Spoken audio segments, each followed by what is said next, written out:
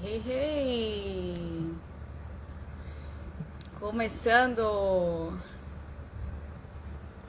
Gente, dobradinha de mim esse final de semana, hein? Vamos de live nesse sábado de manhã. Temaço. Bom dia, bom dia, bom dia. Vamos lá. Vou colocar o tema aqui.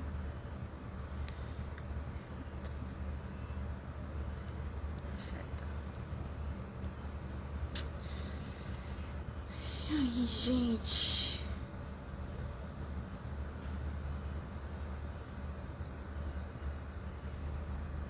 Primeiro que eu queria dizer que obrigada pela participação de todos ontem na live, foi muito, muito legal.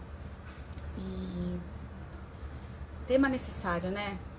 Acho que relacionamento pais e filhos é algo que, se você não é pai ou mãe, você é com certeza filho. E é uma postura que a gente precisa sempre estar revisitando, né? Nossa postura perante os nossos pais. Aí, isso, tomar pai e mãe é imperativo aí para uma vida mais fluida.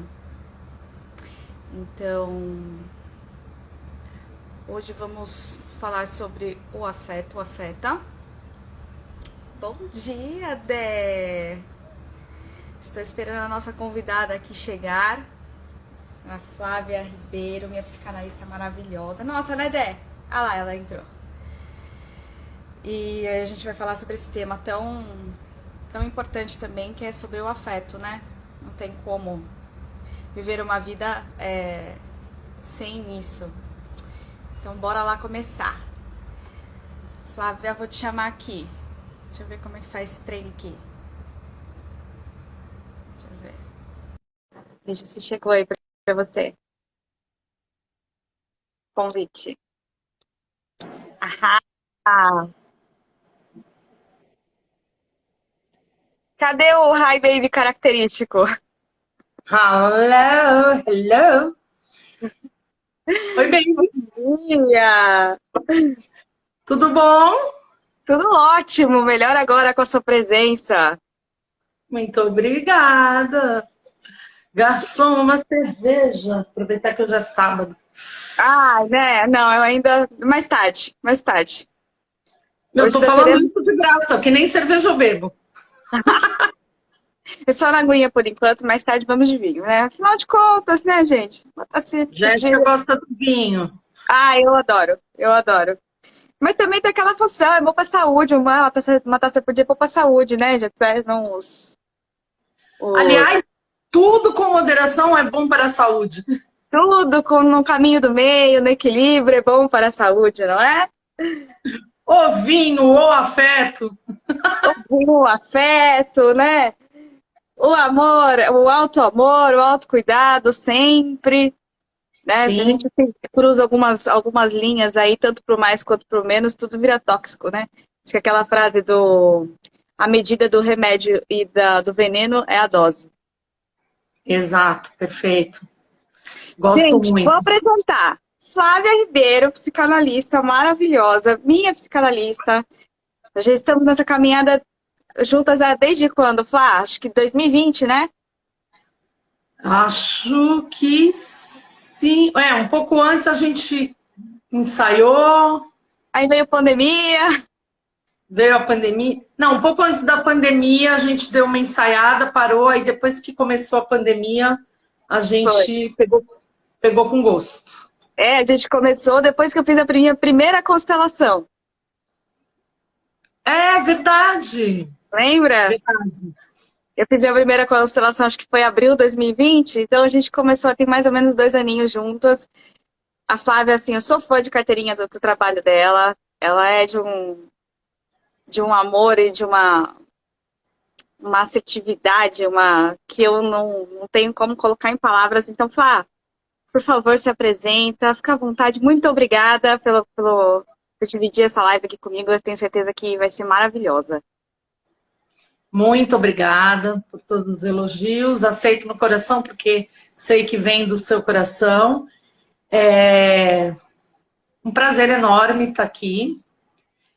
Ainda mais agora falando com Jéssica, que além de uma analisanda, é uma colega, né? Porque existem várias formas da gente trabalhar com terapia, a constelação é uma delas. Eu particularmente me afinizo bastante com muitos aspectos, então acho que a gente consegue trabalhar bem falando na linguagem que faz sentido, né, para você. Eu trabalho com psicanálise numa linha voltada aí para espiritualidade. Não é uma psicanálise raiz, então me permito englobar aí algumas coisas. Assim, e a gente sempre fala que chega a nós, terapeuta, aquele que vem por ressonância e sintonia, né? Então, Jéssica tem uma profissão que ela exerce, né, antes da constelação aí, caminha aí numa futura transição. Estamos no caminho. E estamos no caminho. E eu também transicionei, a minha primeira formação é odontologia. Então, depois eu fiz uma pós em psicanálise e aí já estamos aí nessa caminhada um tempinho. Transformando olhares. Transformando olhares e trabalhando muito com afeto, né?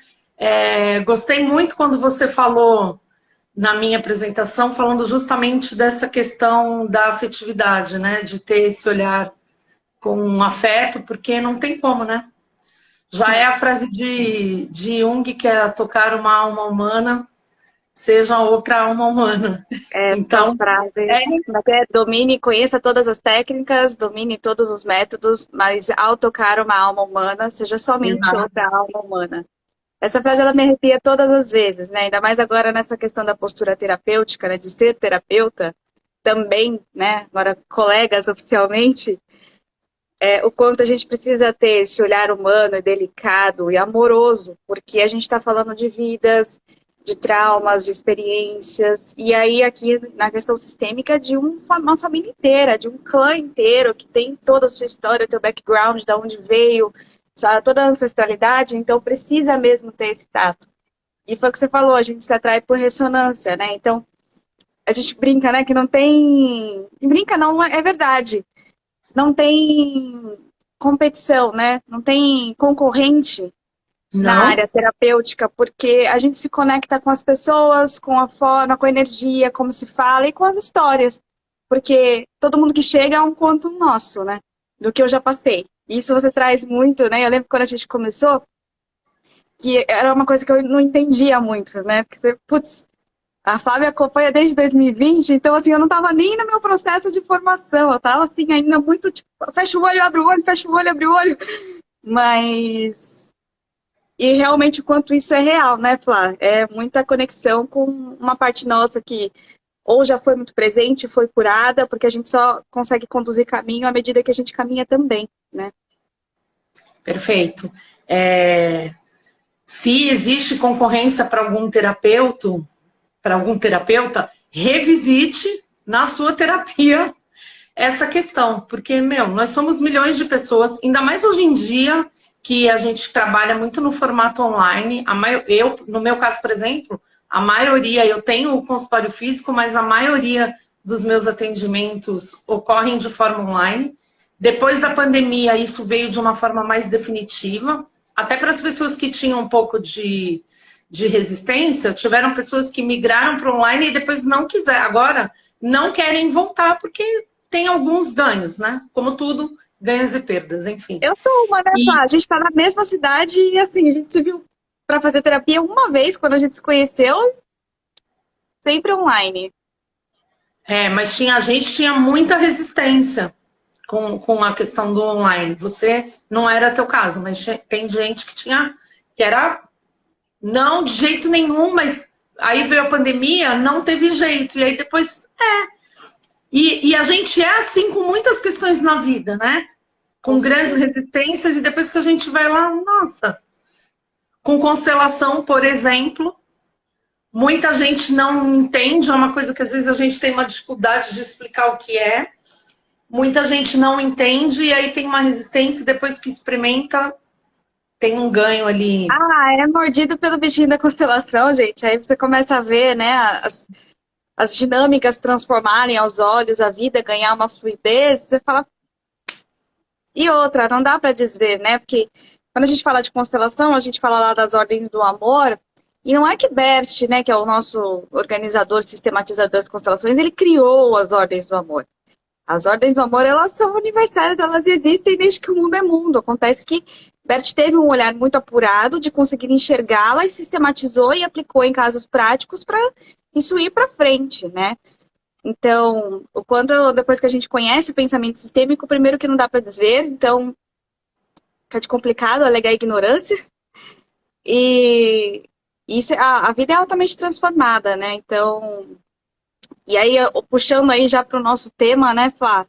Do afeto afeta, isso engloba tantas coisas, né? Sistemicamente, terapeuticamente, a gente entra. Tem tantos vieses que a gente pode entrar, até a parte da neurociências, para explicar um pouco também, até biologicamente, o quanto isso está tão em nós, e dizer que quer viver a vida sem relações, sem essa parte do afeto, é uma grande falácia. Sim, Diz aí gigante. como é que é isso mais para psicanálise. Primeiro porque, assim, as pessoas confundem um pouco a questão do afeto. Muitas pessoas confundem afeto com amor. E o afeto não é amor é amor.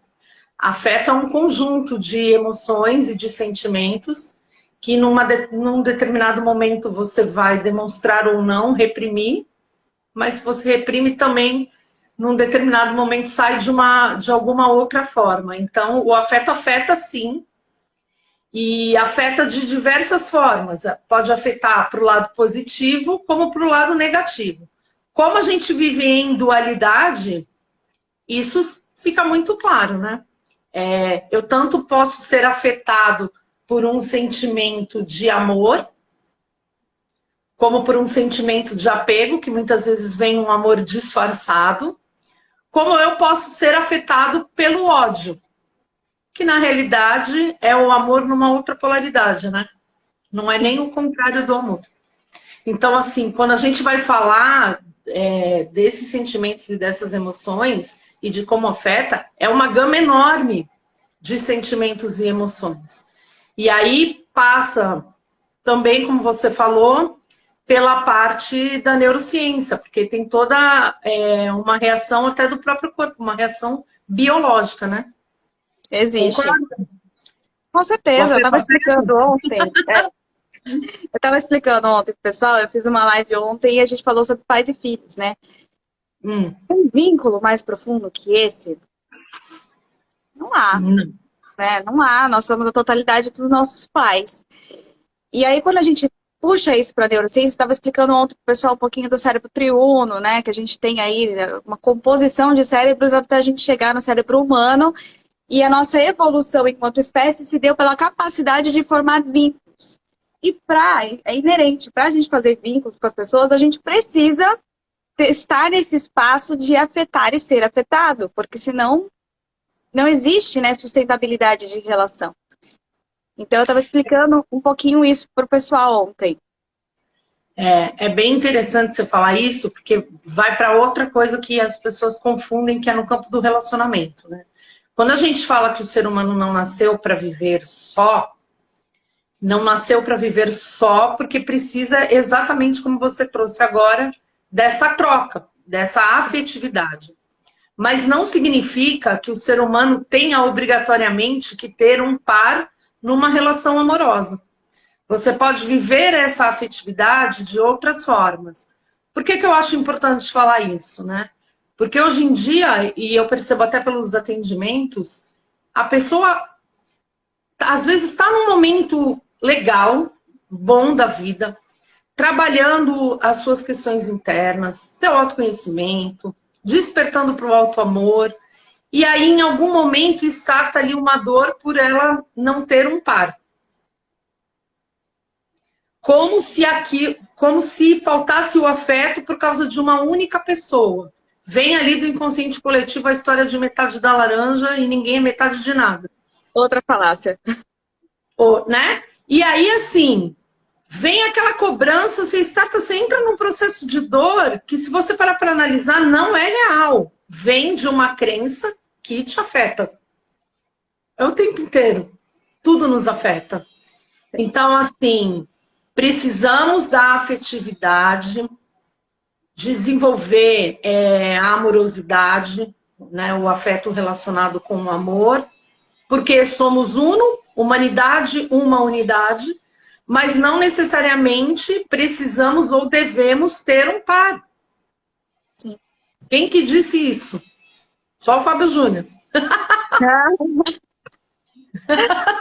E é isso, assim, né? A gente acho que existe no inconsciente coletivo realmente essa crença muito forte de pode estar tudo bem, mas eu só estarei completo na medida em que terei alguém aqui ao meu lado para chamar de meu bem.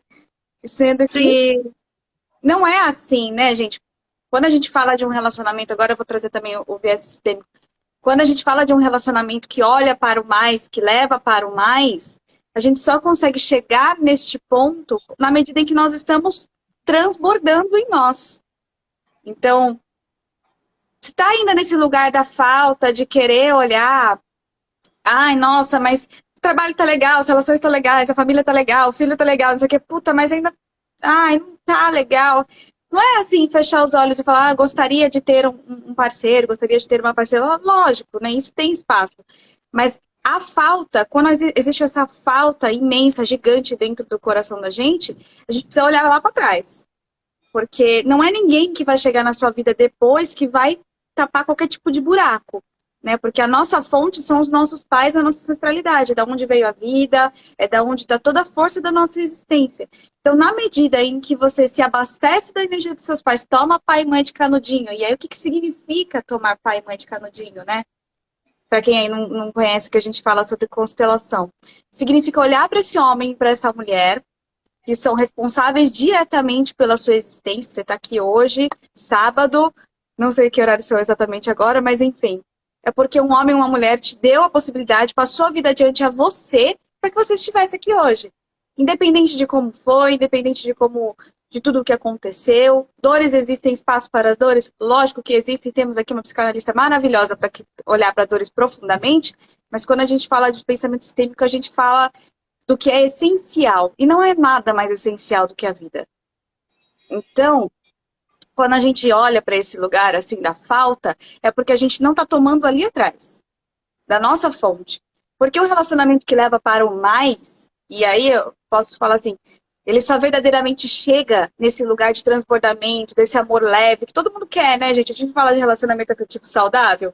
Ele só chega na medida em que eu estou transbordando, eu estou abastecida da minha fonte. Então, quem chega para mim realmente transbordar, porque eu já estou cheia de mim.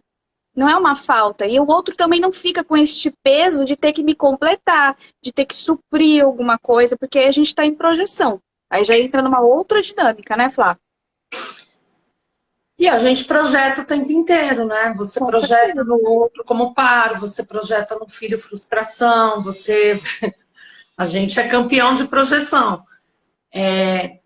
Mas a questão disso tudo aí que eu falei, da dor de estar sozinho, é que às vezes não é uma dor real. É uma dor que vem criada por uma crença. Você está abastecida aí de tudo que você falou, você entrou aí nesse processo de entendimento, e tem várias formas, ou pela constelação, ou pela terapia, às vezes até pela religião. Né? Tem religiões que trabalham bastante isso. Não tem a melhor, não tem a pior. Tem a que te faz, que vai vibrar ali na sua frequência e te faz mais sentido, eu creio. Mas aí, por conta desta crença, gera um afeto em forma de dor, e você acha ali que tem que ter alguém. E aí é muito curioso, porque tem pessoas que têm esse par, essa pessoa ao lado, e não tem um bom afeto, uma boa afetividade. E porque acredita nisso, mantém ali um relacionamento que é ruim, porque tá achando que tem ali a necessidade desse ter alguém, e muitas vezes dispensa uma melhor afetividade, que é a forma de se relacionar com os outros, porque aí vive em dor, a gente dá o que a gente tem, né? Uma pessoa que vive em dor dificilmente vai conseguir ser um docinho e distribuir uma amorosidade no sentido melhor da palavra, né? Uhum. Então, lógico que a gente está falando aqui super, é complicado falar assim, super generalizado, porque cada caso é um caso, né? Com certeza. Mas todos esses afetos e essas crenças vêm lá da infância. Ou antes da infância. Levando aí para a sua praia aí de constelação, que tem a ver também com a parte de inconsciente, muitas coisas a gente traz, né? Sim. A gente vai honrando aí padrões, dores que não foram vistas. E aí é da onde eu falo da importância da gente fazer uma técnica terapêutica, que é eu só consigo modificar aquilo que eu enxergo. Se eu não enxergo, como é que eu mudo? A gente não tem como reconhecer, né? E aí eu falo, eu trago muito a minha história como para exemplificar as questões, porque é o que eu tenho para oferecer, eu, a minha história, a minha prática terapêutica e aí todo o meu servir. E meu processo terapêutico com a Flávia, eu não sabia nomear sentimento, porque às vezes a gente fica, né, Flá, mas o que você tá sentindo? Oi? Então é uma coisa, se a gente também não tem essa consciência, né, na nossa, acho que na sociedade de forma geral, né? Isso também está no inconsciente coletivo. A gente é tão desconectado do nosso sentir, a gente se desconectou tanto disso para evitar ser afetado, né? E assim, gente, viver uma vida evitando sentir algo que você não quer sentir, não te aproxima da vida que você quer. Então a gente precisa este caminho, né, do evitar sair da evitação para uma vida voltada e olhando para o mais, para os afetos, para os relacionamentos, para a realização, existe um caminho ali de desconforto natural. Porque, como a gente fala na constelação, quentinho só o dedo da mãe. Saiu é lida. Entende? Saiu é lida. E aí, do início do meu processo, eu não reconhecia, eu não conseguia me conectar com o meu sentir, porque também na minha família, lá, né, assim, a gente olhando para gerações atrás, era uma geração de muita rigidez. Então não tinha espaço nenhum para se conectar. Era a vida prática, vamos, acontece, vai, faz, e obrigação, e casa, e filho, e trabalho, e isso, e aquilo outro, sem conexão com o sentir. Só que a gente só consegue viver essa vida aí nesse lugar de mais de plenitude, né? Tem que chamar assim, porque nós somos, a integridade emocional vem disso, né? Essa plenitude de pensar, agir e sentir na mesma medida. E eu trabalhei tanto isso com a Flávia, que eu falo que a integridade hoje é o meu principal valor atraente, né, na hierarquia dos valores. Isso se tornou tão, tão, tão importante para mim que eu não consigo agir se não for na minha integridade. Eu prefiro não fazer. Mas foi um baita processo. É um baita processo, né? Porque é processo contínuo. Mas integridade é sentir, a gente tem dificuldade até de nomear sentir, pensar e agir. E aí a gente vai para uma grande discussão, dificuldade, que se a gente for olhar aí a nossa história como ser humano, voltar lá nos primórdios, no começo de tudo, né? A gente vai ver que a gente era muito do sentir, muito instintivo, né? Muito primitivo. Quando a gente se descobriu seres pensantes, eu faço sempre a analogia lá com o desenho lá do Pink do cérebro. Vamos dominar o mundo. A gente se achou muito essencial, né? Porque, lógico, somos os únicos pensantes. E aí, como um todo, como humanidade, a gente passou a abafar o sentir. O pensar começou nesse domínio. Como a gente começou falando aqui na live, né, que sempre é o caminho do meio, sempre é a questão do equilíbrio. Então, toda a nossa busca agora é de equilibrar o sentir e o pensar. Ninguém prevalece. A gente fica, eu sou mais racional, eu sou mais emocional. Não tá legal, nem se você for mais uma coisa nem outra, né? O nosso desafio é esse equilíbrio. E aí vem a questão da integridade emocional, que é sentir, pensar e agir da mesma forma. Jéssica sabe que eu falo que integridade, a gente bate, bate e volta para lá. É quase a fórmula mágica do processo terapêutico. É a forma mágica, não é? Para mim é a forma mágica, gente. Porque uma vez que você descobre o que é isso dentro de você, o jogo muda. É que assim, né? Falando é simples, mas para fazer a gente, ó, rala. Precisa passar pelo caminho do desconforto, né? Não, passa por muitas coisas, porque assim, se é nessa ordem, sentir, pensar e agir, e por que eu falo tanto que é nessa ordem? Porque, por exemplo, você não olha para alguém e fala, deixa eu pensar o predicado aí dessa pessoa. Não, esse cara é assim, assado, cozido, tá bom então, vou gostar. E gosta. Não existe isso. Você sente algo, de bom ou de ruim, da onde vem o afeto, aí você racionaliza, você leva esse... Meu, que eu tô sentindo aqui um frio na barriga, quando eu fulano chega perto, meu coração dispara. Enfim, é sensorial. Sim. Aí eu vou analisar se aquilo é bom pra mim ou não. Porque, por exemplo, eu posso gostar de alguém por N motivos e me enfiar num relacionamento tóxico que não é bom pra mim, e eu não posso justificar, não posso não, que poder eu posso qualquer coisa, mas assim, vão me prejudicar se eu alegar que porque eu gosto, eu permaneço naquela relação abusiva. Então, eu preciso dar racionalidade para o meu sentir, para entender se aquilo tá bom ou não. Mas o sentir, ele vem primeiro. Quando eu sinto, senti isso, é bom, não é? Racionalizei aquilo, e aí eu passo para uma ação, eu tô íntegra emocionalmente. Eu concatenei as coisas. Isso serve, eu estou exemplificando aqui como um relacionamento, mas serve, e aí você já experienciou isso, para situações de trabalho, para como eu vou me colocar numa relação de amizade, no trabalho, assim, em muitas questões, serve para tudo. Quando eu consigo pegar uma situação e colocar a fórmula lá, e ver aquilo lá como é que eu vou fazer. E é uma forma da gente trabalhar esse afeto e de ver como ele afeta. Mas quando a gente consegue, de fato, estar íntegro emocionalmente, não tem erro. Não tem erro.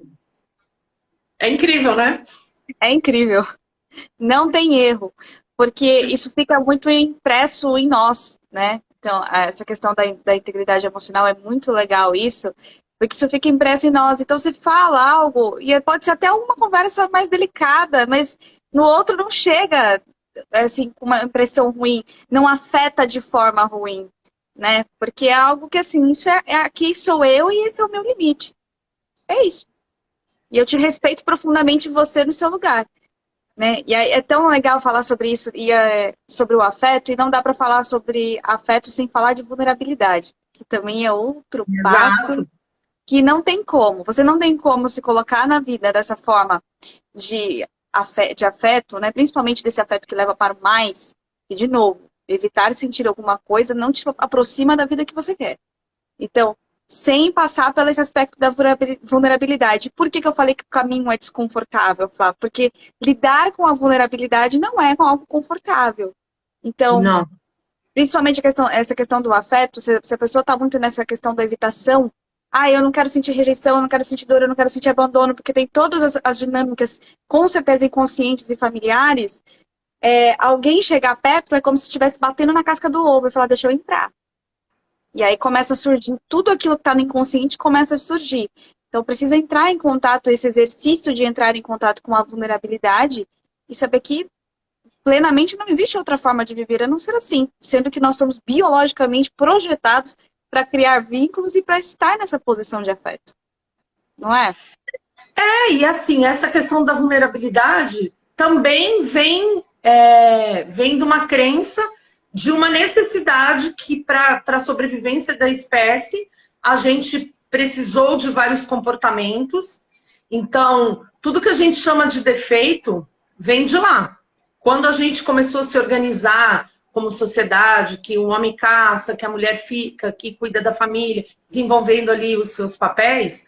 Por exemplo, Eu caçava um animal e levava aquilo como alimento ali para minha tribo. Se eu fosse dividir com todas as outras, ficava 100. Então eu precisava ali ser egoísta naquele momento, né? Eu olhava o do lado que caçou e eu não consegui caçar, eu tinha inveja do outro que conseguiu e eu não. Então a gente desenvolveu uma série de sentimentos ali, de emoções, mas que, como tudo é evolutivo, conforme a gente caminha, tem coisas que não são mais tão necessárias, mas que vêm enraizadas, vêm crenças. Se pondo ali pelo lado da constelação, aí você vai entender como você falou. Aí eu vim de uma família que era mais rígida, cada um vai ter a sua história ali na sua constituição. E aí eu pergunto, onde cabe a vulnerabilidade? Não cabe. Né? Se a gente precisa, se a gente entra nessa competitividade, aonde cabe eu me mostrar vulnerável? Então vem de uma crença também eu não mostrar essa vulnerabilidade. Mas, como é evolutivo, hoje a gente já começa a olhar para isso. Tem lá o livro, vídeo/livro, estudo da Brené Brown, trazendo da Coragem de Ser Imperfeito, que é uma leitura incrível. Eu acredito que não tem ninguém que leia aquilo em maior ou menor grau, não seja afetado pela... É o quê? Que isso passe sem causar nenhum tipo de efeito, porque causa. Afeta de alguma forma. Tem horas até que dá uma raiva ali que você, tipo, cara, eu tenho isso. E aí é onde você fala do desconforto, da dor. Mas vê que engraçado, né? A gente tem tanto medo da dor, e o medo é ali uma emoção tão primária presente em nós, e vamos voltar para a integridade. Quando eu sinto medo e eu não dou a racionalidade a ele, eu saio da integridade, ele me afeta muito negativamente. Porque ele é uma emoção primária, ele tem uma necessidade, né? O medo, ele é um alerta, justamente para que você raciocine. Então, assim, você tinha o medo do predador, você vai ter o medo de atravessar a rua e ser atropelado. Então, ele não é ruim. Ele é bom, ele é um alerta, se bem usado. Quando é que ele é ruim? Quando ele me domina. Eu olhei para atravessar a rua, né? Porque eu tenho medo de ser atropelado. E aí não vem ninguém, não vem carro, não vem nada, e eu não atravesso a rua porque eu tô com medo. Ele me dominou, então ele me paralisou. Aí ele é ruim. Mas assim, a gente tem tanto medo da dor, que aí eu falo que é a questão da dor aguda e da dor crônica. Eu tenho tanto medo de sentir aquela dor aguda, aquela fisgada, aquela picada, por exemplo, de um remédio, que aí eu fico com a dor crônica, que ela parece ser menor, mas que ela é permanente para a vida toda. E muitas vezes é isso que impede a pessoa de entrar num processo terapêutico. Né? Vai doer, eu sei ali inconscientemente de alguma forma que vai doer. Você sabe, porque você faz a terapia, que eu falo no começo para toda pessoa que chega até mim, eu falo, ó, parabéns. Você tem muita coragem de estar aqui. Porque eu sei o que é um processo terapêutico, até porque eu passo por ele.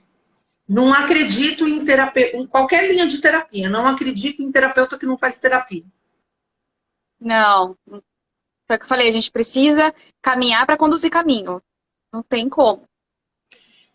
Então, e aí assim, como é que eu tenho um produto que eu acredito que é a terapia para quem trabalha com isso, se eu mesma não vivencio aquilo? De novo, onde está a integridade? Né? E você vai vendo, assim, nós temos muitos mecanismos de defesa, tal, que é difícil a gente se olhar. Por mais que a gente tenha o conhecimento e tenha recursos, é muito difícil. Os olhos são para fora. É muito difícil a gente se enxergar. Então, quando você entra em terapia, tem sempre alguém que vai fazer um apontamento. Não é alguém... Eu brinco da questão da lanterninha do cinema, né? Que o terapeuta é alguém que vai ficar com uma lanterninha mostrando os lugares, mas é a pessoa que caminha até lá para achar o seu lugar. Na constelação, a mesma coisa. Não é? O constelador ali não é a pessoa que vai resolver a sua vida. Ela vai ser a pessoa a gente que vai não faz iniciar. constelação com o cliente que chega nessa postura. Por quê, né? Exatamente isso. Não é sobre mim, não sou eu que vou resolver os seus problemas. Eu sou uma lanterna que, por ter um olhar treinado e tudo mais, eu te falo, olha, daqui tem algo, aqui existe uma raiz. O caminhar é seu. Então, isso é muito importante que você trouxe, é muito importante, porque vem isso, né? Vou colocar meus problemas todos para o terapeuta e ele que se vire. Não, isso né, isso é uma transferência que na terapia convencional, né? Isso é normal, faz parte. Na questão da constelação, enquanto consteladora, eu posso falar que a gente não trabalha muito com isso, porque se o cliente já chega com essa expectativa, a gente já fala, olha, é melhor você ficar um pouco mais, porque precisa de um lugar de muita responsabilidade de uma postura adulta, né? Para poder estar nesse lugar de fazer uma constelação e olhar tão profundamente para o inconsciente familiar. E é legal como as coisas se complementam, né? Por exemplo, eu acredito que às vezes chega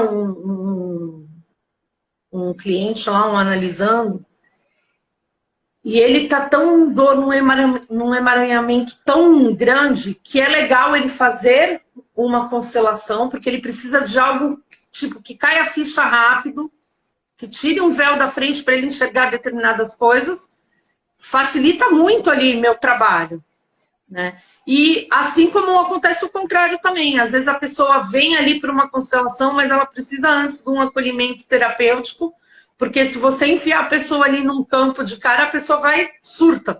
Catarse. Então assim, por isso que eu falo, cada vez mais a gente trabalhar de uma... Por isso que não cabe competição, trabalhar de uma forma integrativa, né? E tudo isso são afetos. Eu estava olhando aqui, acho que a Ana perguntou... Ariana, tem vários tipos de afeto. Sim, tem vários tipos de afeto. Afeto não é amor, né? Você pode ser afetado... pelo ódio, você pode ser afetado pelo amor, e pelo apego, enfim, diversas formas, né? É um conjunto ali das emoções e dos sentimentos que a gente vai ter, Ana. Você aprende sobre o afeto principalmente na sua infância, né? Fala. Lembrei agora que eu estava estudando, porque na pós, a gente acabou de falar sobre as emoções, você falou das emoções, né? E as suas funções para sobrevivência, gente. Todas as emoções básicas, elas têm uma função de nos trazer até aqui enquanto espécie. Então, o medo existe ter uma função de sobrevivência, porque se você não tem medo que o predador te coma, você não estaria aqui para contar a história, né? Então, sim. A questão da alegria também, a alegria, a função dela é de mostrar de que eu não ofereço perigo a você. Se eu entro numa postura de estar alegre, com o meu rosto relaxado e tudo mais, tem toda uma... várias segmentações que a gente estuda as emoções, a função evolutiva dela é mostrar para outro grupo, eu não te ofereço perigo. Então, cada uma delas tem uma função, então os afetos, eles sim, né? Existem os positivos e existem os negativos. Todos fazem parte, você vai experienciá-los à medida em que você também se propõe a caminhar um caminho. Ninguém chega falando aqui sobre... todo esse espaço, sempre não me coloquei disponível e aberto a caminhar um caminho que invariavelmente vai ter desconforto, vai ter vulnerabilidade, vai ter que encarar algumas questões sobre si. Precisa ter coragem. Sim. Tem muito a ver, o afeto tem muito a ver com a infância, que é como a gente vai aprendendo essa afetividade, que pode sim ser positiva ou negativa, né? Toda a nossa construção de psique, ela vem lá da infância. Por isso que hoje em dia a gente tem um olhar mais desperto para isso, fala tanto de criança interior, não tem como você trabalhar qualquer coisa terapêutica sem olhar para isso, no meu entendimento, né? Porque elas não dominam, né, Flá? Se a gente não olha. A nossa criança interior, ela fica ali, assume o comando quando a gente nem espera, né? E aí vai repetindo dor. Não, e a gente vê como tem adulto birrento, birrento, chiliquento, como a gente muitas vezes é assim também, né? Como a gente repete comportamentos, né? De forma completamente inconsciente, né? Sem olhar para isso, né? E como às vezes a gente fica esperando e nessa cobrança do pai e da mãe mesmo, algumas atitudes que faltaram lá, que aí a gente vai entrar num campo bem... Como a gente fica esperando, às vezes, algumas atitudes que eles não são capazes de dar, mas que no processo terapêutico você descobre que você pode trazer, você pode se dar determinadas coisas e entender que eles, né, deram o que dava para dar. O que tinha para dar.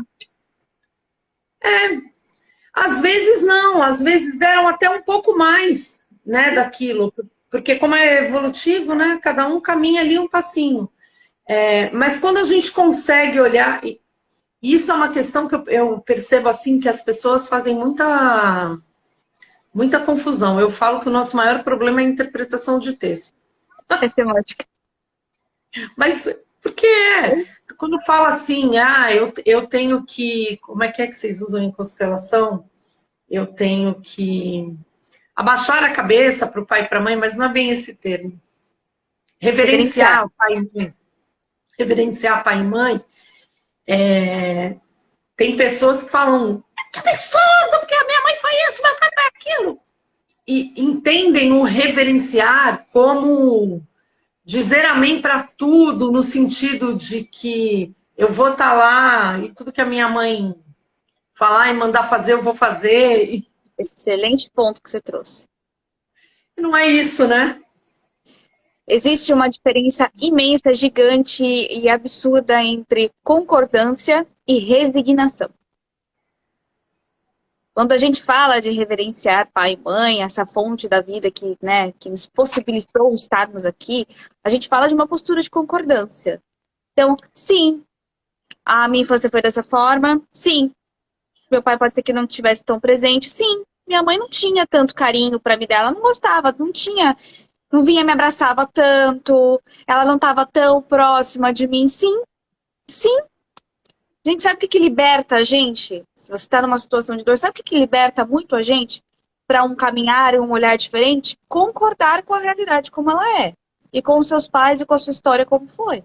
Porque enquanto você está ali, poxa, reclama do pai, da mãe, de como o que aconteceu, e na infância você está tudo olhando para trás. Não que isso não tenha um lugar, mas toma essa história toda, né? Bert, que é o nosso organizador, falava que destinos difíceis trazem força na medida em que você concorda e fala, tá bom, isso aconteceu, eu tomo tudo isso aqui, eu concordo com tudo isso aqui, e o que eu posso fazer pro mais em relação a isso? Né? Então, esse concordar com pai e mãe, não é porque a pessoa às vezes tem um comportamento, né, que aí diz respeito à história dela, às dinâmicas dela, porque os nossos pais, gente, isso é bem importante dizer, os nossos pais são seres humanos. Antes de tudo, a gente tem essa questão né, de colocar pai e mãe assim, num lugar de perfeição, de uma exigência, só que sem olhar para eles como um fator principal. São dois seres humanos que viveram uma vida inteira antes de você chegar, que são capazes de se cuidar, porque às vezes, como filho, a gente se coloca num lugar muito arrogante de achar que ele tem determinada idade, depois eles não prestam para tomar decisão e tudo mais. Mas de um lugar extremamente humano, de saber que eles deram o que antes eles tomaram. Então, se a sua mãe não te dava muito carinho físico, provavelmente ela também não teve da mãe dela, que não teve da mãe dela, que não teve da mãe dela. Agora, o que você com isso pode fazer de bom? Se você está aí numa idade adulta, né? Assumir uma postura adulta de fato, e não é assim, tá bom, minha mãe me xingou, vou baixar a cabeça. Isso diz respeito à história dela, e eu sinto muito. Né? A questão é a gente usar o sinto muito num lugar de muita humildade. Precisa, né? A gente precisa exercitar a humildade. Acho que eu sinto muito isso, sabe? A gente precisa exercitar a humildade de nos reconhecer humanos e reconhecer a humanidade no outro também. Mas é muito assim. Primeiro, de que cada caso é um caso. A gente tem casos aí de mães narcisistas, de comportamentos assim. E o que não muda em nada o que você falou. Eu vou... Você usou o termo concordância. Eu acho que para muitas pessoas fica de mais fácil entendimento quando a gente trocar o concordância, que é a mesma coisa, por aceitação. Sinônimos. Exato. Trabalhar a aceitação. Tipo, essa é a história da minha vida. Ponto. O que dá para eu fazer com isso? E aí, quando a gente fala reverenciar e aceitar o pai e mãe, é ter esse entendimento de que sim, ele me deu a vida, então ele me dá a oportunidade até de fazer diferente tudo aquilo que eu tô achando ruim. Porque se ele não tivesse me dado a vida, eu não tinha oportunidade de fazer diferente. Então, eu reverencio isso. E não quer dizer que em determinados casos, né? Porque tem casos que são só questões de relacionamento, que você ajusta mais facilmente na terapia. Agora, tem casos como mãe narcisistas e outros casos assim, que são casos fortes, casos onde envolvem abuso de diversas formas e abuso sexual, tal. Você vai ter que limitar a relação. Claro. E tá tudo bem. É porque é isso que as pessoas confundem, sabe, já? A concordância, a reverência, gente, a constelação, tudo que a gente está falando aqui é uma postura, principalmente a questão da constelação, é uma postura interna. Ninguém está falando, em um caso de uma situação difícil, de uma relação delicada, de uma questão, é uma postura interna de reconhecimento de onde veio a fonte da sua vida, e se existe algo tão delicado que precisa ser olhado de uma forma diferente, não é sobre ficar lá lambendo pai e mãe, é sobre uma postura interna de você saber. Então, Flá, é extremamente pontual isso que você falou, porque existe essa confusão, né? Então quer dizer que machucou tanto, tal, porque eu tenho uma história difícil, eu tenho que ficar ali e tal. Não, é uma postura interna, reconhece de onde que veio a sua existência. E eu acho que a gente tem que falar muito sobre isso, porque, por exemplo, hoje tem até um movimento de pessoas contrárias à constelação, desvalidando todo o trabalho, porque tem esse entendimento, tipo, eu já vi alguns casos assim, eu fui fazer a constelação, tipo, pegando um caso aí de extremo, delicado, por exemplo, de abuso, e aí eu fui fazer uma constelação e eu tive que abaixar a cabeça, tal, que tóxico, e aí um monte de terapeuta falando, meu, que absurdo, e aí eu falo, peraí, gente, tá todo mundo confundindo as coisas, né? Vamos ter calma para ter esse entendimento direito do que é. Então, assim, tem a ver muito com uma questão interna, não é com a questão da atitude do que você vai tomar. Sim, você é responsável por delimitar seu espaço, sim, você tem que aprender a dizer não. Eu costumo falar que é não levar para o coração. É entender a atitude do outro, que é o que o outro dá conta de fazer, e trabalhar aqui na minha psique e no meu sentimento, voltando para a integridade emocional. Como é que eu vou lidar com essa situação? Coisas distintas, né?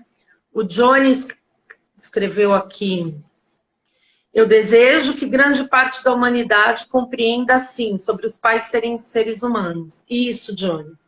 Exatamente, né? Mas isso também é porque muitas vezes a gente está em dor, né? A gente tinha expectativa. Porque assim, a gente nasce e a gente é dependente durante muito tempo do cuidado do outro.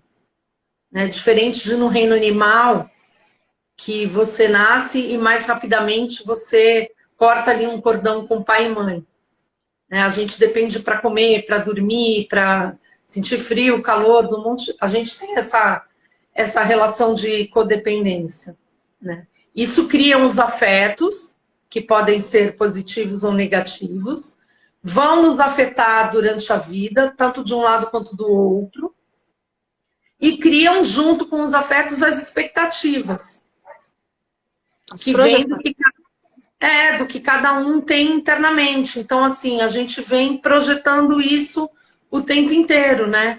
E é bilateral, porque tem muitos pais, por exemplo, tem muito filho que vai ficar nessa grande expectativa, né, projetando ali sempre, que é o que aí a gente entra em complexo de Édipo, tal, a questão do amor do pai, vem do do amor da mãe, vem do pai como um rival, até você conseguir cortar isso.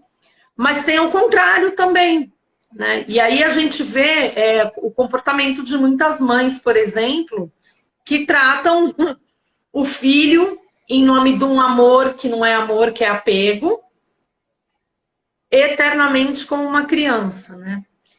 Jung também traz a frase do contrário do amor, que o contrário do amor é o poder. E eu gosto muito, e acho que é outra coisa que a gente precisa muito falar. A gente acha que o contrário do amor é o ódio, né? E como eu já falei anteriormente, o ódio é só o amor numa polaridade errada. Porque você não olha para alguém na rua do nada e odeia aquela pessoa. Normalmente, para você odiar alguém, tem que ter tido uma relação ali do afeto, no sentido do amor, que uma hora te afeta de uma outra forma, então transforma. Mas quando eu me apodero do outro e eu tiro dele a chance de experienciar, de ter a vida, ou de, como vocês falam, de ir para a vida, isso é o contrário do amor. E aí tem muita gente praticando esse apego e dizendo que é amor.